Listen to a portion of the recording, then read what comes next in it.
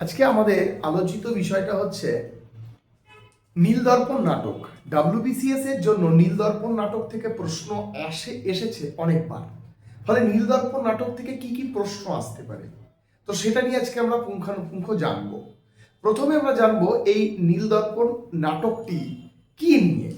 এটা হচ্ছে নীল চাষিদের নিয়ে, নীল চাষিদের ওপর ব্রিটিশের যে অত্যাচার নীল চাষকে কেন্দ্র করে, ঠিক আছে, তার উপর ভিত্তি করে কিন্তু এই নীলদর্পণ নাটকটি, এবং নিপীড়িত অবস্থায় সেই চাষিদের বর্ণনা করেছেন বলা যেতে পারে লেখক। তাহলে প্রসঙ্গক্রমে উঠে আসে এর লেখককে। এর লেখক হচ্ছে দীনবন্ধু মিত্র। এবার প্রশ্ন ছিল স্যার দীনবন্ধু মিত্র তো ঠিক আছে, প্রশ্ন এসেছে বিসিএস এ যে স্যার এটার ইংরেজি অনুবাদককে। দেখো, যেটুকু সম্ভবত রেভারেন্ড জেমস লং তো মাথায় ছিল। রেভারেন্ড জেমস লং তিনি কিন্তু এর ইংরেজি অনুবাদক। কিন্তু এইটা অনুবাদে সাহায্য করেছিল মাইকেল মধুসূদন দত্ত।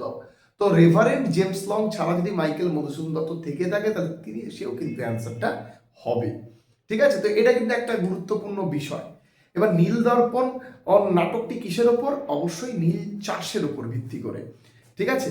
এবং এইটা কিন্তু বলা যেতে পারে এই নাটকটি এর মধ্যে কিন্তু মহাত্মা গান্ধী যে নীল চাষিদের সঙ্গে আন্দোলনে জড়িয়ে পড়েছিলেন সেই সম্পর্কেও কিন্তু তথ্যাদি কিছুটা লেখা রয়েছে, ঠিক আছে।